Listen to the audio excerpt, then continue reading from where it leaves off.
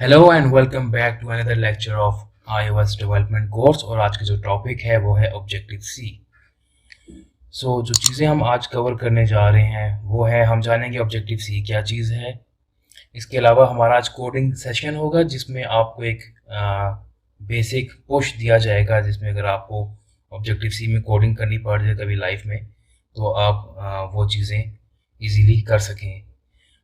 फिर उसके बाद हम देखेंगे ऑब्जेक्टिव सी के वो कौन सी चीज़ें हैं जिनकी वजह से लोग अब ऑब्जेक्टिव सी पे इतना काम नहीं करते, वो कौन से ड्रॉबैक्स हैं, वो कौन से कौन हैं जिसके ऊपर अब इतने लोग काम नहीं कर रहे ऑब्जेक्टिव सी के ऊपर। और मार्केट जो है वो स्विफ्ट की तरफ जा रही है, स्विफ्ट पे कोडिंग ज़्यादा कर रहे हैं लोग। उसके बाद हम लास्ट में देखेंगे ARC and auto release pools, ये चीज़ें क्या होती हैं, क्यों लोग उसको यूज़ किया करते थे, तो हम इसके बारे में लास्ट में पढ़ेंगे। ओके, सो ऑब्जेक्टिव सी बेसिकली एक प्रोग्रामिंग लैंग्वेज है जो स्विफ्ट से पहले एप्पल की जो डिवाइसेस हैं जैसे कि आईफोन हो गया, आईपॉड हो गया, आईपैड हो गए, उसकी डेवलपमेंट के लिए जो है वो आप ऑब्जेक्टिव सी यूज़ करते थे। अब ये है कि लोग स्विफ्ट यूज़ कर रहे हैं। अभी भी काफ़ी सारी कंपनीज ऐसी हैं जो कि ऑब्जेक्टिव सी यूज़ करते हुए काम कर रही हैं। So basically it's a superset of C language. जो हमारी सी लैंग्वेज थी उसका सुपर सेट है। इसीलिए जो बेसिक हमारे जो पिलर्स होते हैं ऑब्जेक्ट ओरिएंटेड प्रोग्रामिंग के, ऊप्स के जो बेसिक पिलर है चार, इनकैप्सुलेशन हो गया, डाटा हाइडिंग होगी, इनहेरिटेंस हो गया, पॉलीमॉर्फिज्म हो गया, ये सारी चीज़ें जो है ना ये हम ऑब्जेक्टिव सी में इजीली अचीव कर सकते हैं। इजीली सारा उसका जो है ना वो सेंटेंस वगैरह, function calling, each and everything उसी तरह ही होगी। सो बेसिक थोड़ा सिंटैक्स वगैरह चेंज है, तो वो हम आज भी अपने कोडिंग सेशन में देख लेंगे। सो आई थिंक हमें आज ज़्यादा टाइम जो है वो कोडिंग की तरफ लगाना चाहिए। तो let's move to the coding session. हम देखते हैं कि एप्लीकेशन एक बनाते हैं और उसमें हम बेसिक चीज़ें कवर करेंगे। Okay, so let me start my x code. Alright, create a new Xcode project. ये ऑलरेडी आप लोग देख चुके हैं कैसे क्रिएट करते हैं। Will select single view app, यहाँ से हम नेक्स्ट करेंगे। यहाँ पे हम नाम रख देते हैं कोई भी।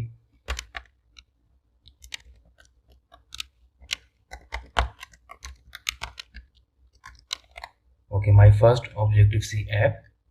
और यहाँ से basically by default swift select हुआ होता है, तो आपको यहाँ से ऑब्जेक्टिव सी सिलेक्ट करना पड़ेगा। बाकी स्टोरी बोर्ड सेम रहेगा और ये सारी चीज़ें अनचेक ही रहेंगी। नेक्स्ट, और हम इसकी जो लोकेशन है वो डेस्कटॉप पे ही रखते हैं। क्रिएटेड। ऑलराइट, सो हमारा जो है वो एक बेसिक प्रोजेक्ट ऑब्जेक्टिव सी के अंदर बन चुके हैं। अच्छा, ये कुछ क्लासेस साथ में आ गई है, HM। तो बेसिकली जो होता है H, इसमें हम नॉर्मली डिक्लेयर करते हैं चीज़ें, और जो M होता है उसमें हम बॉडी उसकी जो है ना वो हम M के अंदर लिखते हैं, जितनी भी चीज़ें उसकी किसी भी फंक्शन की लिखनी हो। सो मेन हमारा जो फोकस रहता है वो ज़्यादातर M क्लास के अंदर ही रहता है। सो यहाँ बाय डिफ़ॉल्ट कुछ क्लासेस बन गई हैं। स्टोरी बोर्ड का आपको ऑलरेडी पता है। उसके बाद ऐप डेलीगेट बेसिकली ये चीज़ होती है कि अगर आपकी OS लेवल पे जो चीज़ें हो रही हैं उनको हम हैंडलिंग करने के लिए, जैसे कि अगर आपकी ऐप बैकग्राउंड पे चले गई है या आपकी ऐप जो है वो इनएक्टिव स्टेट पे चले गई हैं, तो ये सारी जो है ना सेशंस वगैरह ये हम ऐप डेलीगेट के अंदर हैंडल करते हैं। और स्क्रीन के ऊपर जितनी एक्टिविटीज़ चल रही होती हैं वो हम सीन डेलीगेट्स के अंदर हम जो है ना वो हैंडल करते हैं। वो सारी चीज़ें हमारे पास इस बेसिकली कुछ आज से 1 साल पहले तकरीबन ये था कि ये मर्ज हुआ करती थी। सीन डेलीगेट भी ऐप डेलीगेट के अंदर साथ मर्ज ही था। बट ये है कि अब ईज़ के लिए एप्पल वालों ने अब इनको अलग अलग रख लिया कि आप इजीली अलग हैंडल कर सकें। ओके, ये जो है व्यू कंट्रोलर, ये HRM फाइल, ये बेसिकली आपकी जो है वो जो करंट स्क्रीन होती है आपकी फर्स्ट स्क्रीन, उसका नाम है और उसके साथ हमने इसको अटैच किया हुआ। जैसे कि अगर हम स्टोरी बोर्ड में जाते हैं तो हमारी ये फर्स्ट स्क्रीन है, तो इस फर्स्ट स्क्रीन को यहाँ पे आप देखेंगे कि व्यू कंट्रोलर के साथ लिंक किया हुआ है। सो इधर जो एक्टिविटीज़ परफॉर्म होगी वो सीधा हम व्यू कंट्रोलर के साथ ही यूज़ करेंगे।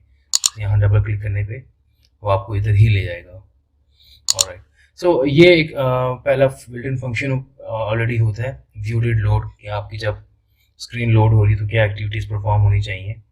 तो चलिए अब हम मूव करते हैं कुछ चीज़ों के लिए। ओके, सो आज जो चीज़ें हम कवर करेंगे उसमें सबसे पहले तो हम देखेंगे कि कमेंट्स, कोई कोड हमने अगर हमने कमेंट करना है तो उसके लिए सिंगल लाइन कमेंट कैसे करेंगे, और अगर हमने ज़्यादा लाइनें कमेंट्स करनी है वो कैसे करेंगे। उसके बाद फिर हम जो देखेंगे वो आएगा हमारे पास नंबर 2, हम वेरिएबल्स को देखेंगे एंड कॉन्स्टेंट्स को देखेंगे।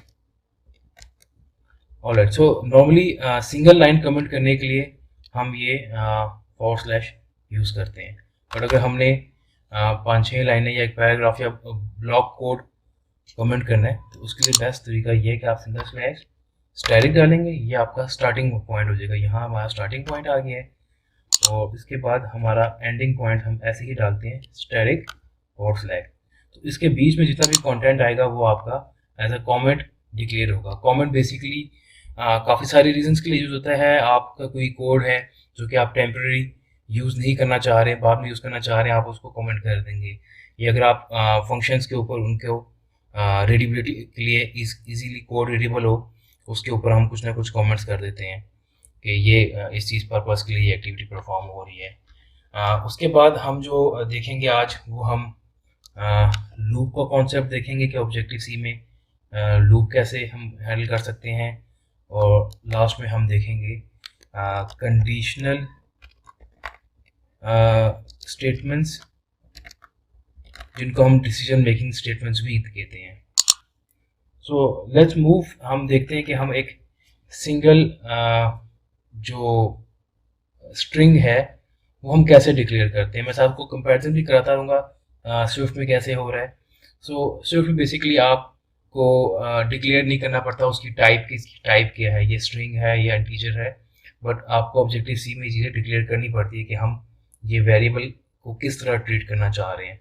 सो स्ट्रिंग डिक्लेयर करने का जो तरीका है वो है ns स्ट्रिंग, हम पॉइंटर वैल्यू स्टैटिक के साथ करेंगे, और str या आप लिखते हैं माई फर्स्ट वेरिएबल, और इसको हम स्ट्रिंग टाइप कर दिया तो हम इसको स्ट्रिंग की वैल्यू भी देंगे, और स्ट्रिंग की वैल्यू देने के लिए हमें @ के साथ डबल कोटेशन एंड और स्टार्ट, सो ये हम इस तरह डिक्लेयर करते हैं।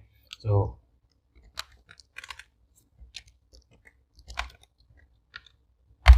ओके, स्विफ्ट में अब बेसिकली ये हो रहा है कि हमें सेमी कॉलन डालने की ज़रूरत नहीं होती, लेकिन वेराज ऑब्जेक्टिव सी में आपको हर लाइन के साथ सेमी कॉलन डालना पड़ता है।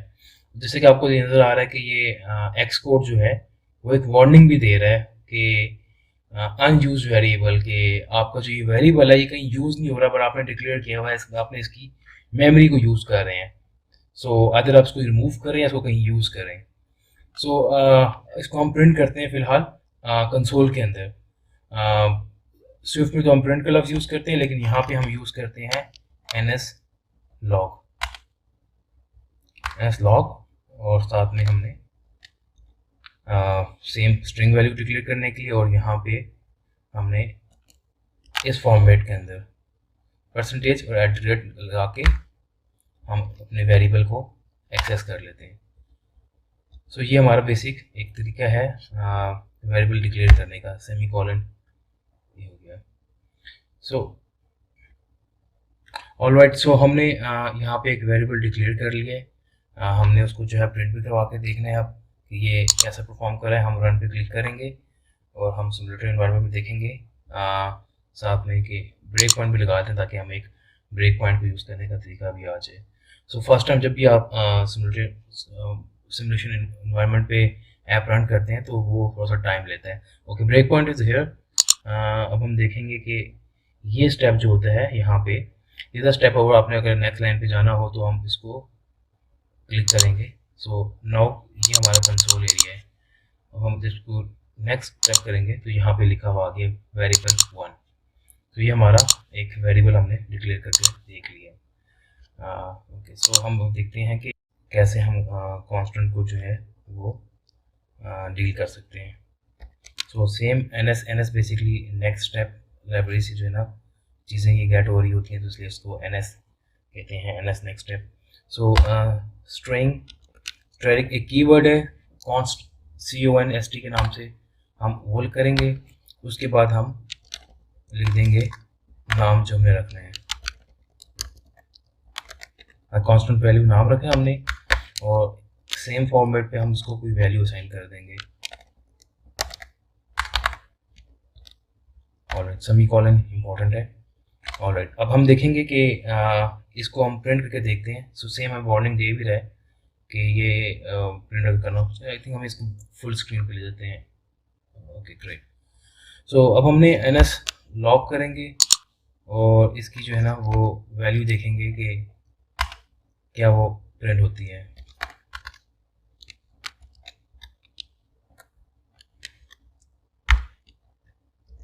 कांस्टेंट वैल्यू,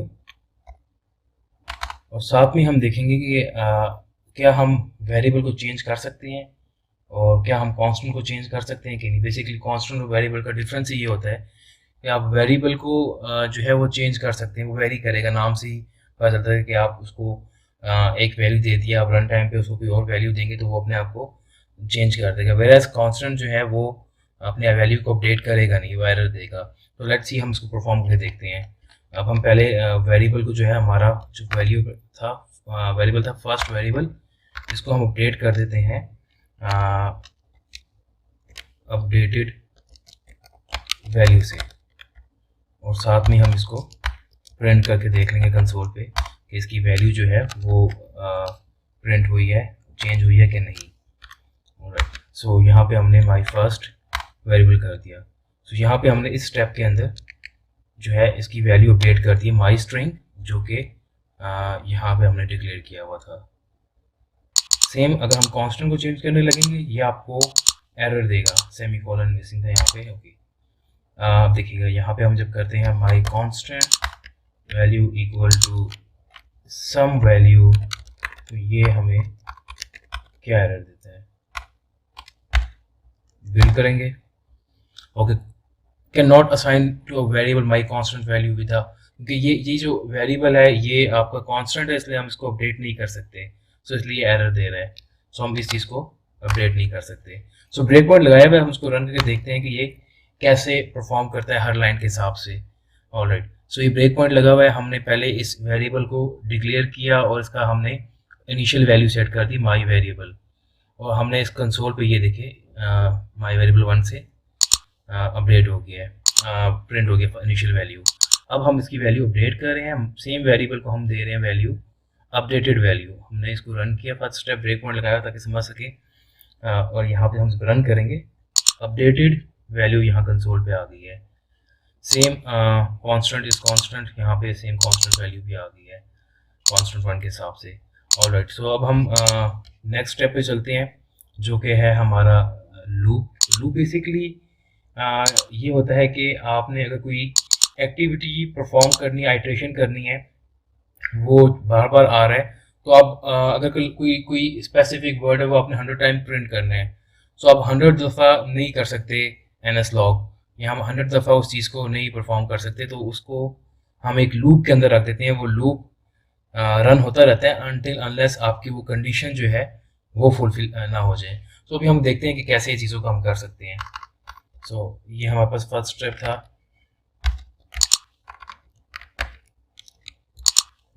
सेकंड स्टेप था जो कि वेरिएबल्स कांस्टेंट्स का था।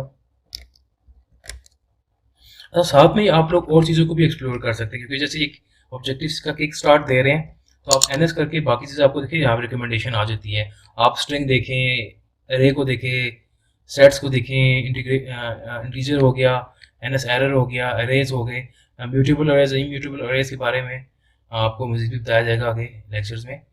सो इस तरह की चीज़ें जो है ना वो आप सारे डिक्शनरी को एक्सप्लोर कर सकते हैं, इन चीज़ों को आप एक्सप्लोर कर सकते हैं। इस एक्सकोड की एक ये भी फ़ायदा है कि आप किसी भी कीवर्ड को आप जो है ना वो देख सकते हैं कि एप्पल ने उसके बारे में क्या डॉक्यूमेंटेशन दी हुई है।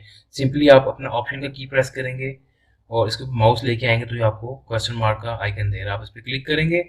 यहाँ पे आगे इसकी सारी डॉक्यूमेंटेशन के स्ट्रिंग क्लास में सब क्लास किसकी है और क्या कुछ इसमें हो सकता है, वो पूरी डॉक्यूमेंटेशन इसके साथ में आई थी। आप ओपन करके मज़ीद भी पढ़ सकते हैं इसके बारे में।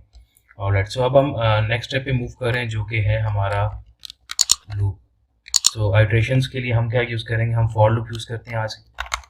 फॉर लिख के आप जैसे एंटर करेंगे तो आपको थोड़ी सी हेल्प आउट कर देता है कि ये इनिशियलाइजेशन है, फिर कंडीशन स्टेटमेंट आती है, फिर इंक्रीमेंट आती है और यहाँ पे आप बॉडी कर सकते हैं। तो लेट्स से मैं यहाँ पे लिखता हूँ इंट, जो हमारी इनिशियल वैल्यू है वो आई हमें कर लेता हूँ 0, कि हमारा आई जो है वो 0 से स्टार्ट हो।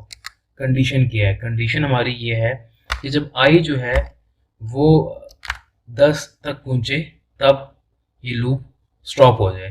कंडीशन क्या है, आई जो है वो लेस हो हमेशा 10 से। अब यहाँ तक तो यही है कि आपका आई 0 है और यहाँ पे आई जो है वो 10 से कम होना चाहिए। अगर हम ये लूप चलाते भी रहें तो ये कभी ख़त्म नहीं होगा, क्योंकि आपकी आई की वैल्यू ही नहीं इंक्रीज़ हो रही। तो यहाँ पे हम आई की वैल्यू आई प्लस प्लस कर देते हैं कि आपके एक दफ़ा लूप चले तो आपकी आई की वैल्यू अपडेट हो जाए। ये आपको ब्रेक पॉइंट लगा के भी थोड़ा बताया जाएगा। ओके, तो यहाँ पे आप बेशक लॉग लगा दें, कोई जो भी एक्टिविटी परफॉर्म करनी हम लॉग लगा के देखेंगे कि हमारे पास क्या एक्टिविटी परफॉर्म हो रही है। तो हम यहाँ पे लिखेंगे माई काउंट वैल्यू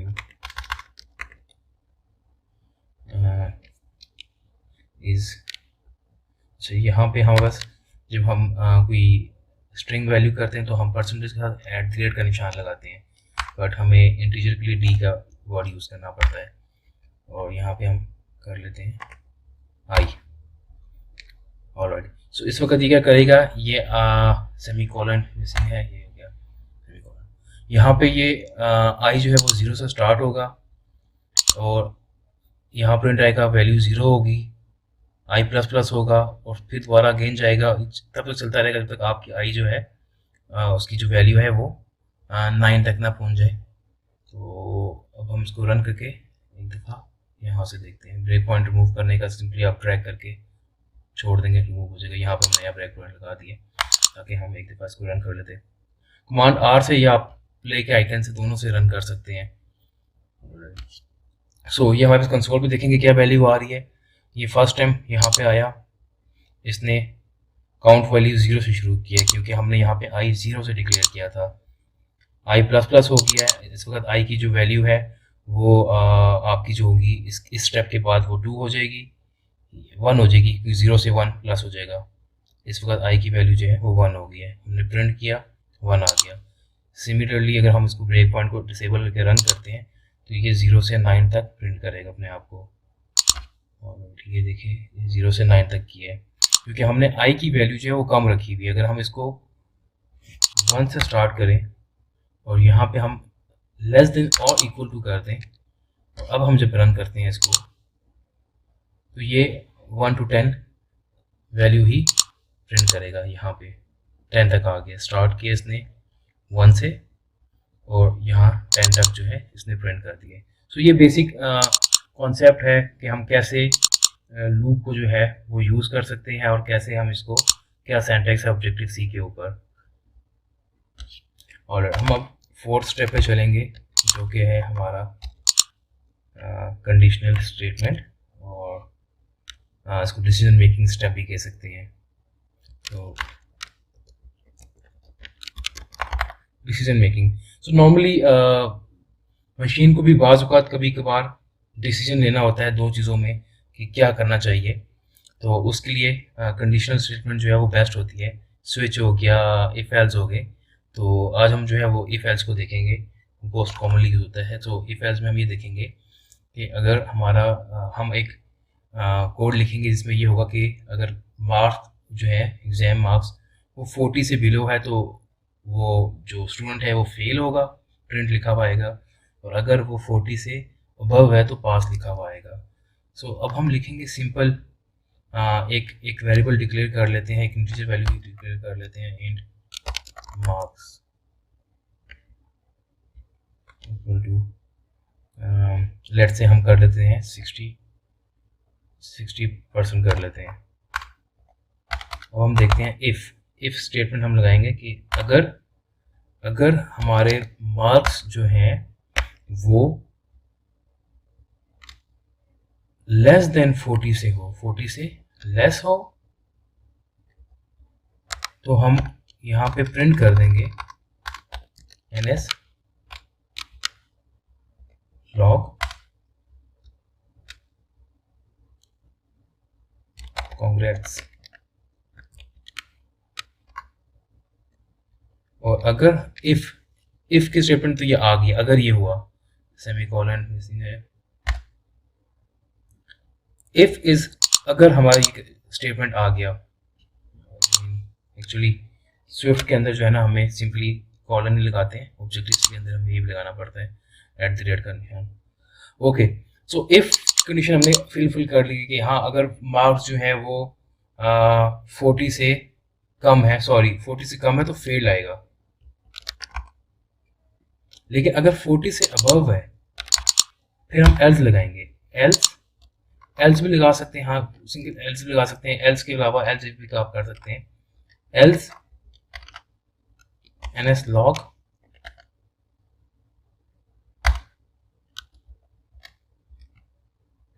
congrats।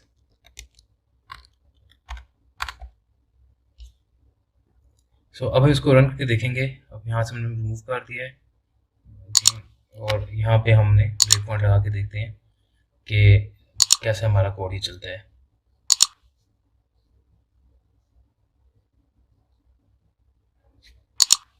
और मार्क्स जो है वो हमारे पास 60 लिखे हुए हैं, 60 मार्क्स आए हैं। ऑब्वियसली ये है कि ये आपका 40 से अबव है तो ये पास की स्टेटमेंट में चले जाएगा। इसने ये स्टेटमेंट स्किप कर दी क्योंकि ये कंडीशन फुलफिल ही नहीं हुई है और यहाँ पे उसने प्रिंट कर दिए कॉन्ग्रेचुलेशंस। इफ एल्स अगर हम यहाँ पे 39 कर देते हैं तो इस केस के अंदर क्या है कि जो स्टूडेंट है वो फेल है। सो अब हम रन करेंगे तो ये फेल वाली पॉइंट में आ जाएगा। हमने रन किया, ब्रेक पॉइंट लगा हुआ है, ऑलराइट। सो यहाँ पे आया, हमने वैल्यू देखी, हमारी जो वैल्यू है वो 39 है जो कि हमारा 40 से बहुत कम है। तो इसलिए हम अब इसको एज हमारे पास जो फेल कंसिडर ही आएगा। ये फेल पे आ गया, उसने कॉन्ग्रेचुलेशन वाला स्टेप स्किप कर दिया है। हम यहीं पे रन कर देते हैं। सो ये देखिए यहाँ पे ये फेल लिखा हुआ आ गया है। और ये एक बेसिक ओवरव्यू था ऑब्जेक्टिव सी का कि इसमें हम कैसे कोड कर सकते हैं, कैसे हम लूप लगाएंगे, कैसे कंडीशनल स्टेटमेंट लगाएंगे और कैसे जो है हम इसमें बाकी एक्टिविटी परफॉर्म कर सकते हैं। So let's move to the lecture. अब हम देखते हैं कि ऑब्जेक्टिव सी की क्या चीज़ें हैं। एक तो ऑब्जेक्टिव सी सीखना बहुत मुश्किल है, वेयर एज स्विफ्ट की जो है वो बनाया ही इस पॉइंट ऑफ व्यू से है कि वो इजीली हम सीख सकें। ऑब्जेक्टिव सी थोड़ा सा मुश्किल है सीखना। इसके डेवलपर्स बहुत मार्केट में अब कम हो गए हैं, पहले ज़्यादा थे, लोग चेंज होके स्विफ्ट पे चले गए हैं, तो इसलिए इसकी जो डेवलपर्स हैं वो मार्केट में कम हैं। तो जो नई लाइब्रेरीज बन रही हैं, जो कि नई चीज़ें बन रही हैं, वो नहीं अवेलेबल। सेम जॉब भी उसी की वजह से डिक्रीज़ हो गई है। इसमें अपडेटेड लाइब्रेरीज जितनी भी आती हैं हमारे पास, किसी चीज़ की फंक्शनैलिटीज़ हम गेट में जाएँ तो चीज़ें हमें मिल जाती हैं, अब वो चीज़ें नहीं मिल रही क्योंकि डेवलपर्स बहुत कम हो चुके हैं। और सिक्योरिटी भी इसका बहुत बड़ा रीज़न है क्योंकि आपकी सिक्योरिटी और हैकिंग जो है इजीली ऑब्जेक्टिव सी का कोड लिखा हुआ इजीली हैक हो जाता है, वेराज स्विफ्ट का थोड़ा मुश्किल होता है, इजीली हैक नहीं कर पाते। सो ARC बेसिकली हमारे पास जब हम ऑब्जेक्टिव सी यूज़ किया करते थे तो पहले ये होता था कि आपने कोई वेरिएबल डिक्लेयर किया है, वो उसने एक मेमोरी कंज्यूम कर ली। जब उसने मेमोरी कंज्यूम कर ली है तो उस मेमोरी को आपने रिलीज़ भी करना है जब आपका काम ख़त्म हो जाए। सो नॉर्मली पहले ये खुद ही मैनुअली करना पड़ता था हमें रिलीज़, बट ये है कि अब उन्होंने एक्सपोर्ट ही ये चीज़ें हैंडल कर रहा होता है, जो मेमोरी यूज़ नहीं हो रही होती उसको वॉश कर देता है। लेकिन पहले हमें ये करना पड़ता था। अभी भी बाज़ औक़ात कुछ सिनेरियोज ऐसे आ जाते हैं जहाँ पे हमें ऑटो रिलीज़ खुद करना पड़ता है वेरिएबल्स को। नॉर्मली इसका कॉन्सेप्ट ये होता है कि वो चेक कर रहा होता है कि क्या इस वेरिएबल के साथ कितनी कनेक्टेड है, वो काउंट बढ़ाता रहता है। अगर एक वेरिएबल यूज़ हो रहा है एक दफ़ा तो उसको आप काउंट 1 हुआ होता है, कोई वेरिएबल कोई क्लास यूज़ कर रही हो, बट इसी तरह उसका काउंट बेस वो एक्टिविटी परफॉर्म करता रहता है। और अगर आपका काउंट जैसे ही ज़ीरो होता है तो वो आपको ऑटो रिलीज़ कर देता है, उसको रिमूव कर देता है मेमोरी से। सो ये था हमारा आज का टॉपिक। हम सम अप करेंगे कि हमने ऑब्जेक्टिव सी के बारे में देखा, फिर हमने इसकी बेसिक कोडिंग स्टाइल स्ट्रक्चर देखा कि सिंटैक्स क्या है, हम कैसे कोड कर सकते हैं। उसके बाद हमने जो है इसके कॉन्स को देखा है, और हमने ARC और ऑटो रिलीज पूल को देखा। ये भी एक पता होना चाहिए कि क्या एडवांसमेंट आई है, पहले क्या होता था और अब क्या हो रहा है। सो अब आपसे मिलेंगे अगले लेक्चर में, तब तक के लिए अपना ख्याल रखिएगा।